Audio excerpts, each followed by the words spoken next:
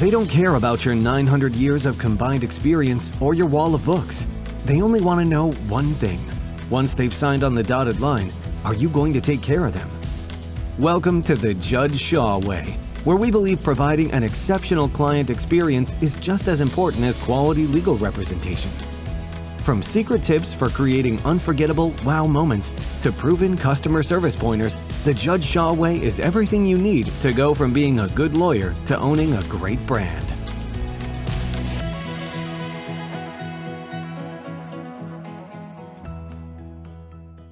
Hi everyone, I'm Judd Shaw. Welcome to the show. Today's guest, Steve Moss from Executive Springboard. Steve, welcome to the show. Judd, a pleasure being with you today. Thanks for coming on. Appreciate that. Sure. Steve, before we get into Executive Springboard and your story, I note that really the company's primary service is mentoring. And I also understand, aside from your children, you have a new grandchild. Is that correct? That's right. Congratulations. Thank you. He's all of about 7 months old now. And tell me the difference between mentoring your children and mentoring your grandchild. Well, they're certainly at a different life stage right now, right? So in one, I'm waiting for some measure of appreciation, and then the other, a smile just melts me, right? You know, I lived with my grandfather, true story, in college and in law school. And I cut out an article. Back then, it was one of these just say no, ads that were running about drug-free, right? Right. And there was a picture of a grandfather sitting with his grandson on a park bench. And it was a message in the New York Times to grandparents: speak to your grandchildren about this subject, because grandparents have a certain mentoring, coaching power over parents, which is somehow, it doesn't seem like a lecture. It doesn't seem like the advice is differently. And it says grandparents have a power over parents. Their message is heard differently as a grandchild than a child. And I think that happens in mentoring, having a mentor versus a boss. And I don't want to necessarily assume that parents are children's bosses. I think a lot of children would disagree with that. But that little bit of a gap, a little bit of distance makes a big difference. I guess I just came off of 3 consecutive days of babysitting while my daughter was away. So I do know how tiring mentoring can be, particularly with a 7-month-old. Yeah. There's a great guy named Lee Cockrell who was Yes. Ran operations at Disney. And he says that he'll mention treat your team like your children. That message does come across. So let's talk about, before we get to Executive Springboard, I mean, you have a really interesting background of all the nefarious companies that you had worked for before you did good stuff. Tell us a little about, how did you get to Executive Springboard? What's the history there? Well, yeah, nefarious for sure. So my career in corporate life was primarily as a marketing executive in global companies. And that included time in tobacco and liquor and fatty products like Haagen-Dazs ice cream. So as a marketer, I kind of feel like, you can measure success by how many hundreds of millions of dollars of extra revenue you may have generated. But at one point in my career, I looked back and said, as a successful marketer, I may have been responsible for a few hundred deaths because of cancer or cirrhosis or heart disease. And it gives you pause, right? It makes you think about, can you do something different in your life? And I did some things like green technology. But the other thing that kind of got me, as a marketer, I had kind of 2 passions in my career. One was building brands, and the other was helping to build people's careers. I sufficiently scratched the first itch with brand building through my corporate career. And with Executive Springboard, it's become much more of a chance for me to do the other, to help people, at various stages in their career, help them, give them the tools they need to succeed and in fact excel, particularly in new roles. That's Executive Springboard. Hmm. Tell us about it. So, about 5 years ago, um, still licking the wounds of my last corporate gig, I started thinking about why things didn't go as well as I had hoped. In that role, I was the chief marketing officer for a $2 billion company, and I was at kind of the forefront of a significant transformation that they were making, really from like thinking of themselves as a manufacturer to much more of a marketing-driven business. I lasted about 19 months. And I gave a lot of thought after the fact on why things didn't go any better than they had. And I started doing a lot of research on the rates of failures for executives in senior roles. 50% of executive external hires for executives fail in the first 18 months. And it costs companies a boatload of money when things don't go well. So there was a pain point that I had uncovered that I wanted to think about addressing. And as I did more research on why people fail in new roles, not even just those who are hired from the outside, but people who are promoted, people who are reassigned, people who get into a position after a merger and they're being integrated in place. Very seldom does it come to the point that somebody has failed because they're functionally not competent to do the job. The process to get them there, the vetting process, kind of will make sure that somebody does has the requisite skills to do their job correctly. But it's always the people issues that bite them in the tail. And people might start making mistakes on how they deal with certain topics, and it leads to a cascade of failures. And I wanted to do something about that. And that was kind of the impetus behind what became Executive Springboard.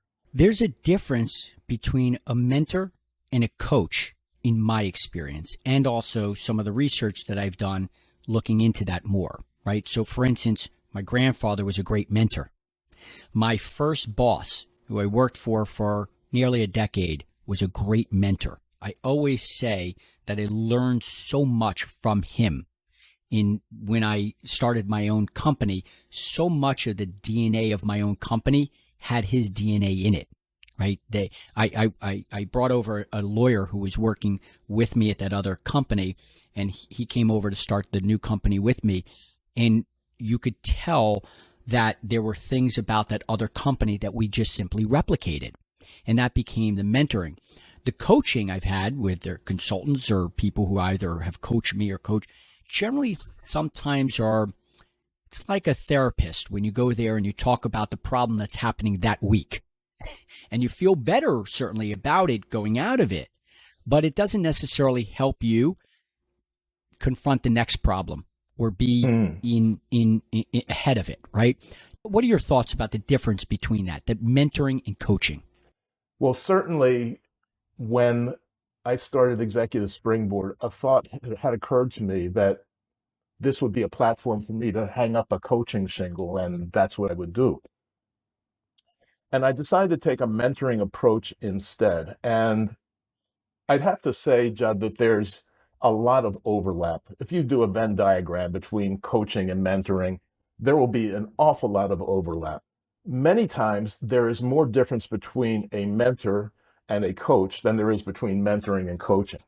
So, about 80% of executive coaches come from a psychology background or an HR background. They've developed terrific active listening skills. They ask great questions. What I find with mentors are that they generally, instead of coming from a particular field of study or an HR profession, mentors are more likely to have sat in somebody's chair, whether it's in their company, whether it's in their function, et cetera. So there's a been there, done that factor. And you see that in really their ability to pass their wisdom on to a new generation. That's what a grandfather would have done. That's what your early boss may have done.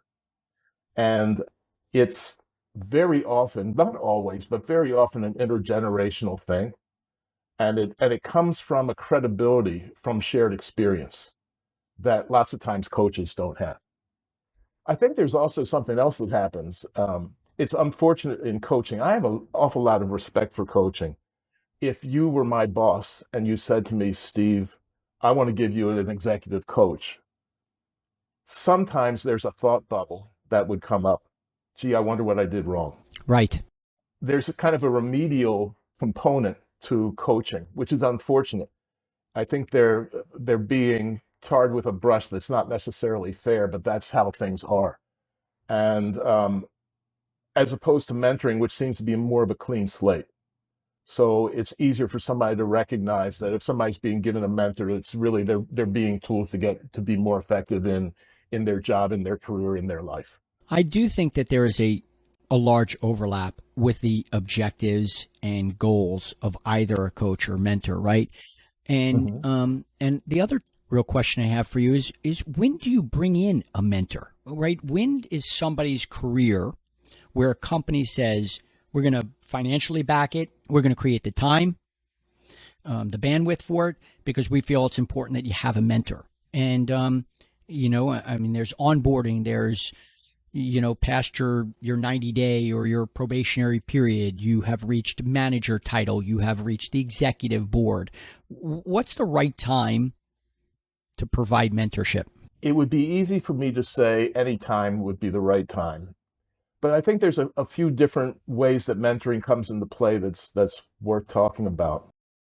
In many companies, particularly larger companies, they may put in place their own internal mentoring program where a young person starting their career, or maybe somebody who's a manager or even a senior manager, maybe even as far as a director, will have somebody in the company, probably outside of their line of command, who can play a role of mentor to them. And that experience within that organization is something that is very helpful for that person's career. It's a big boost on retention. It's a big piece in trying to get people promoted. People who are mentored basically have a 5 times greater shot of being promoted than somebody who isn't. So that happens all within the context of an organization that puts in place its own internal mentoring program. What we've found is that there is a group of employees, particularly at senior levels, there's still a demand for what mentoring provides. There's still that need. There just isn't the supply. And what ends up happening is there isn't somebody in the organization who is a logical source to mentor somebody who's in the C-suite, for instance, right? Mm-hmm. People won't make themselves vulnerable with somebody who might be in a position to use that information against them. And so it's one thing to find a mentor who's a couple levels above you in an organization. When you get to a point where there aren't people above you in an organization, the options might be, well, you can have the CEO mentor you. That might be uncomfortable. You could have board members mentor you. That often doesn't get the transparency that you try to get. So in trying to find something to address the need to make yourself vulnerable, it's normally somebody outside the organization. And it might be an executive coach. It might be a mentor. We found that there's lots of calls for what we do, particularly when somebody has transitioned into a new role. As you mentioned, onboarding. And that's a big part of what we do, because it's often really pretty clear that somebody needs the help and there isn't anything negative associated with it. You're in this new role. We want to try to give you all the tools you need to be successful in it. Part of that may be giving you this wide person who's been through these wars themselves and can share their scars with you. I use the example with my chief operating officer. At a time, she had run, management positions in nearly every department. She understood every role. She knew how to do the job. And she was tapped to be chief of staff for the company. I worked with her almost every Friday. I dedicated, an hour or two, and I would give her my executive, really was coaching, right? Well, how would you deal with that? And how would you deal with that? And she understood core values and our mission and our purpose. And so she had all the criteria for it. But now that I look I'm talking to you and some research, I think that mentoring would have been the perfect time for that for her, because at some point when then she became chief operating officer, I actually remember the conversation when I said to her, I'm tapped out. I don't think there's anything else I can teach you. And I went to look for like a consultant. Maybe she should join the chief of staff, national chief of staffs or whatever, or maybe go to this thing. And I was trying to reach for grasp for places for her to be able to continue to learn and grow. Because I no longer, other than just dealing with a situation, I no longer was increasing her professional development. In fact, I was probably going to get in the way, because it would be more me. It would be more, dealing with these things on a very small basis, right? And also, as you pointed out, I'm not going to be told everything. She's not going to let me know everything, because there's still one person higher than her on that rank, and that's me. And I think that that's probably the place for it. Yeah. That's a great insight. And I think that ties into what you said earlier about the difference between parents and grandparents to some degree as well, and Yes. who can play that role as a mentor. Another thing that I think of, there are various resources that somebody can use to try to develop themselves further.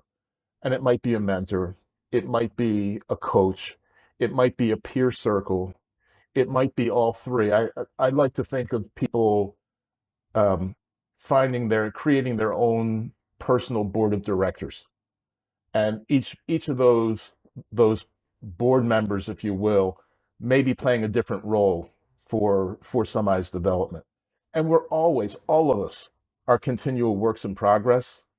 Yeah. What we find that's really kind of interesting, and sometimes lots of times it will get in the way of success, is when people resist admitting that they're still learning.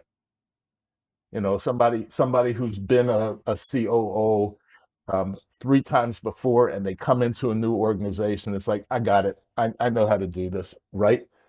But it's a new organization. It's a new culture. It may be a new industry. It's certainly new people you have to work with. And all of those dynamics can get people fits if they're not reflecting on it. Lots of times they need somebody to help them think through those issues. You're never too old to stop learning. Absolutely. Is mentoring always one-on-one with Executive Springboard? Is it in group? How does it work? For us, it's one-on-one. Let me use this as an opportunity to talk just a little bit about the criteria that I use in bringing in mentors to our organization. Sure. We have about 100 mentors, most of them in the United States and Canada, but we have people in about a dozen countries around the world. And I've vetted all of those. I've recruited all of those people into Executive Springboard. And there are a few things that I look for when I'm bringing somebody in. First thing is their resume. Does their resume say to a potential mentee, I see how I can learn from this person? That may be a low bar, but I've got to at least get that down. The second area is going to be about active listening skills, because that's what executive coaches are great at. And I don't want to get clobbered in comparison to in an area where we're doing something that is a similar function. The third thing is recognizing that this is not about me, it's about the other person. And so there's got to be a generosity that comes from this whole activity. And what we find is lots of times, yes, people will learn from the experiences that I've had. And if I've had success in something, it's great for me to be able to share that with somebody. But people will learn a whole lot more from my failures than from my successes. And being in a position where I can talk about those and make myself vulnerable and open up about the things that didn't necessarily work so well, so somebody else's learning will be a little bit less painful, that's a pretty important thing. And also in that process, that step of me making myself vulnerable makes it easier for that to be reciprocated. And that's when the magic happens, when people can open themselves up to sharing what they're concerned about, what they fear, what they're unsure about. That's when they can find themselves open to new possibilities. I always said I wish I had a mentor early on. I couldn't afford one, but I wish I did, because I would have, my growth came from mistakes. I learned from the mistakes, not what I did right. And, that was great training, but I still would have liked to make less of mistakes. Yeah, well, yeah, it hurts a little bit. It's valuable for sure, but it hurts while it's going on for sure. Sounds like a great quality for a mentor is servant leadership. Yeah, absolutely. And I'd say that that's something that we all realize how important servant leadership is, not just for the mentor, but if there are lessons that we try to portray, lessons that we try to communicate to the people that we're working with, that would certainly be one of them. If you think about it, somebody who comes into a new role, perhaps they're coming in from outside the company, we'll use that as an example. Very few are ever told, we want you to do exactly what your predecessor did, right? It's almost always explicit that you have an agenda for change. Right. Okay, so you come in with this change agenda. You don't know how anything works in that company. Your ability to get things done is really completely in the hands of other people. And so where I see a lot of people making mistakes is buying into the notion of the first 90 days and that there's something magic about, what happens in 3 months. And if you don't get a lot of stuff done by then, you're in trouble.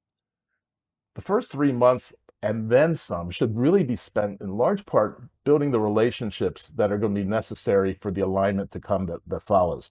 If you start getting people to feel confident in you, if they see your competence, if they understand how they can make that they're in agreement with you, then all of a sudden the change that you want to make becomes a whole lot easier. And that becomes a big piece of servant leadership. I mean, working with humility is a critical part of that.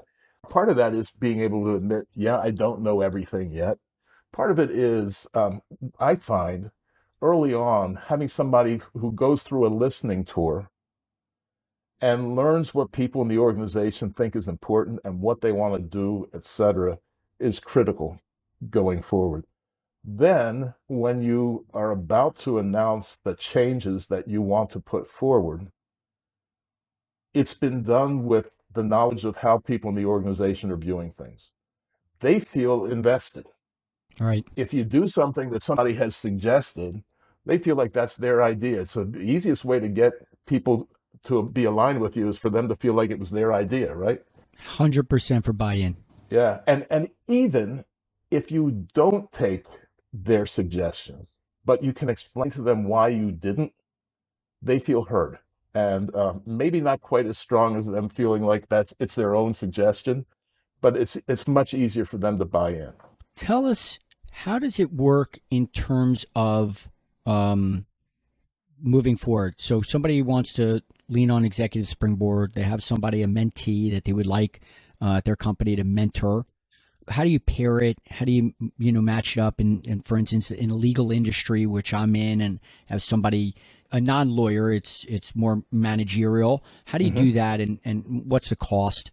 Can you talk about that?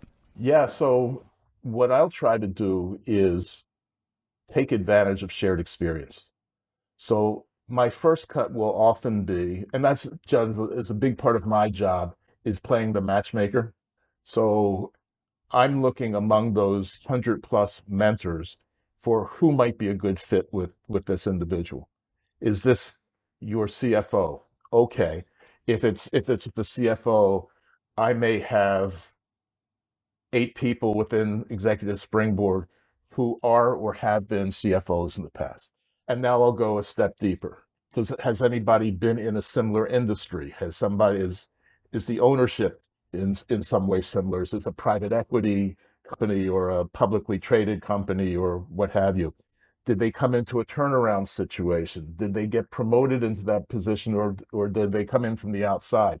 And I'll try to do as good a job as I can in coming up with a few candidates for somebody's consideration on, does this does this person have experience that will be relevant for the situation that this mentee will be facing? And then the mentee and the prospective mentor will have a conversation, normally a half-hour conversation or so. See if there's a chemistry there. If the mentee says, I can't learn from this person, then there's no point in doing it. If the mentor says, I can't say this has ever happened, but it's possible that this person is a knucklehead. There's nothing that I can do to really help them. I don't think we have the chemistry. Then we'll go to somebody else within within our organization to find somebody who will be a good fit. I mentioned that the work that we do is normally not based on the first 90 days. Michael Watkins' book, The First 90 Days, is something, it's part of the canon that executive springboard mentors are quite familiar with. But at the same time, we recognize that this whole process of onboarding even is not a sprint. It's not done in 90 days. It's probably not done in 180 days. Our sessions tend to be 8 months long.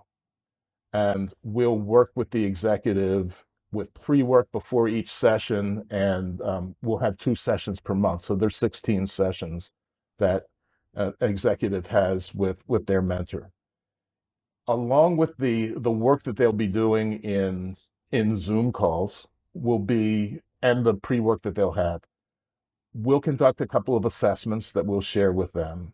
We'll conduct stakeholder interviews as well, so that the executive gets an idea of what are expectations from other people in the organization about about their development, and then we'll gauge their progress along the path of that. And that's information that's shared with the executive and with the mentor, so the mentor can make course corrections along the way. Depending on the level in our of the people that we're dealing with, whether somebody is like a director or assistant vice president up to a CEO, the range in price is between $12,000 and $18,000 for the 8-month engagement. Got it. And you owned your past corporate accountability, and I have to own mine, which is, you're right. I think that somehow we have a 90-day period, and we run on the medieval theme. So you start with us as a squire, and you get to 90 days, and you become a knight, right? And the idea of training. And then somehow at 90 days, magically, they can go and fight any crusade and battle on their own. And, quite frankly, even hearing you, it's just not true. In fact, that's where they finally show a ability to understand core values and the purpose of the job and basic requirements and processes and systems.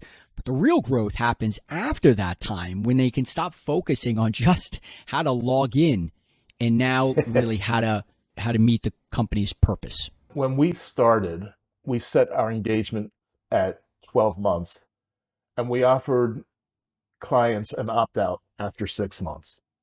And nobody opted out. But what we were finding was, by about month 11, the mentor and the mentee were looking at each other like, don't we have this all figured out by now? There comes a time when an executive no longer feels new in their position.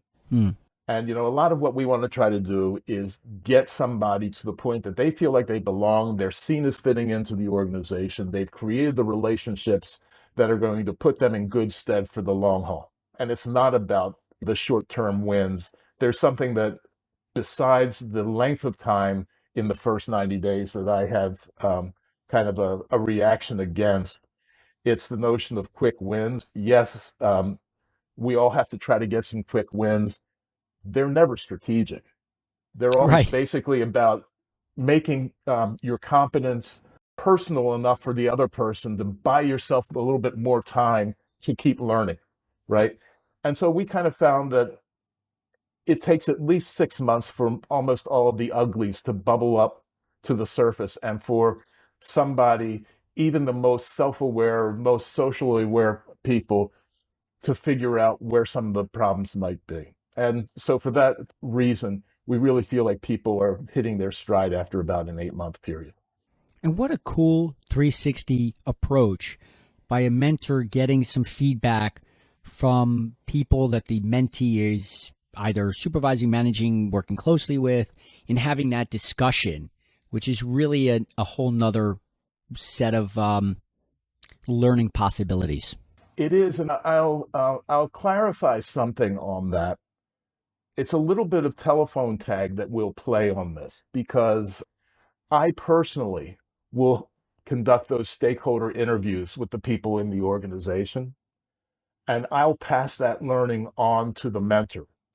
And the reason we do it is that way is it's really important to me that the mentor has no relationship with anybody in the organization except for the mentee. That's how we create a confidential relationship.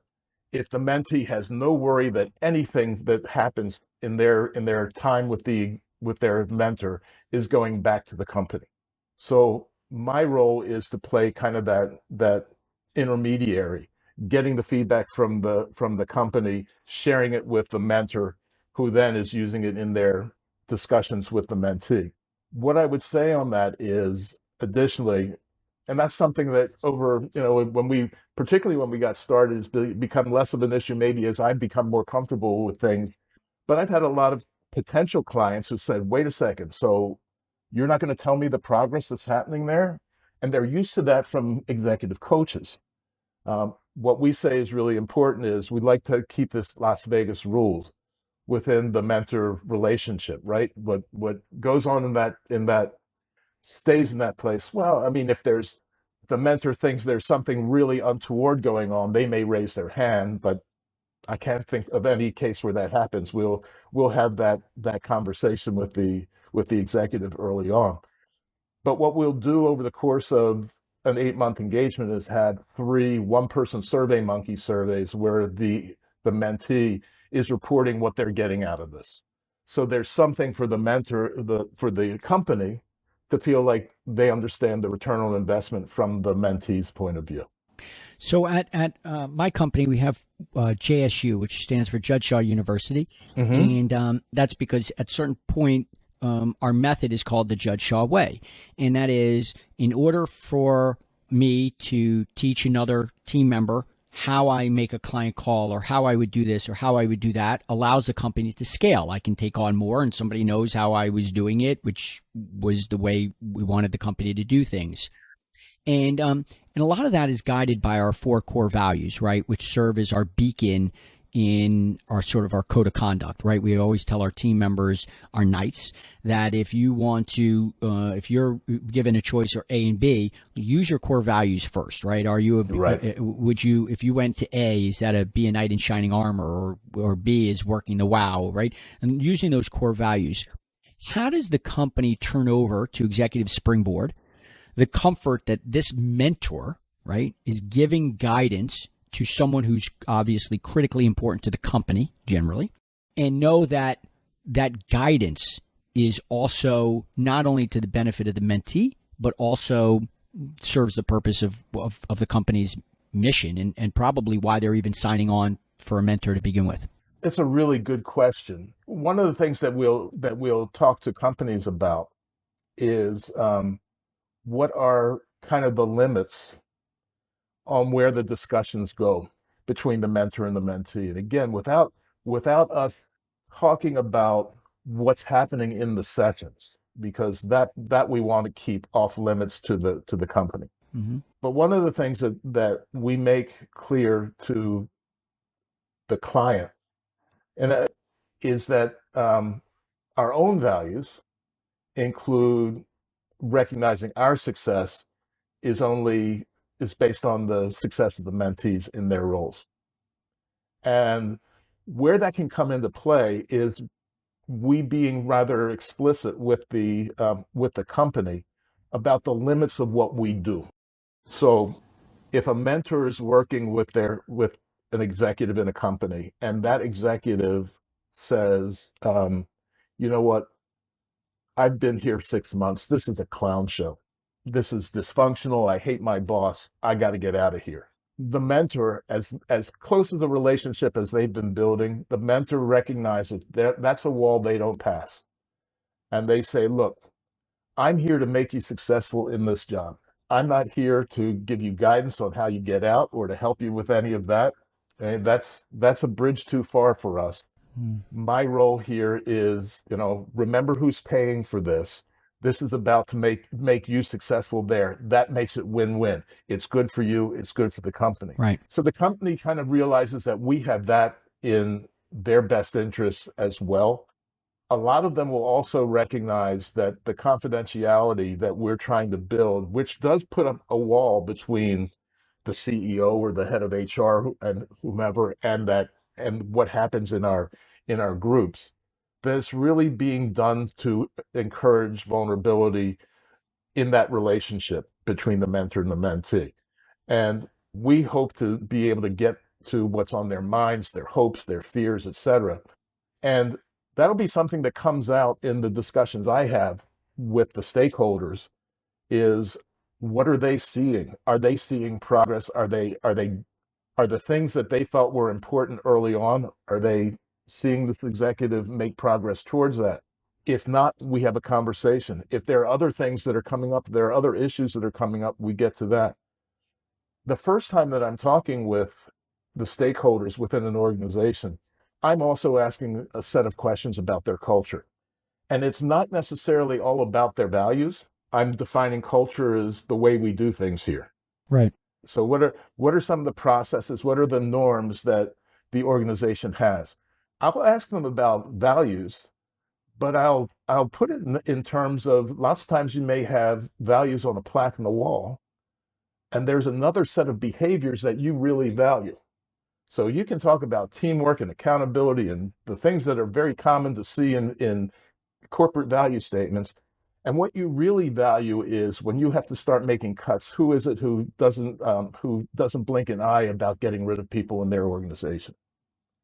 Well, that's something that's kind of important to know Right. about how things really work in that company. So we have kind of a lightning round of questions that we'll ask to try to get a sense of the culture. We'll share that with the mentor, so they've got a way of looking at that.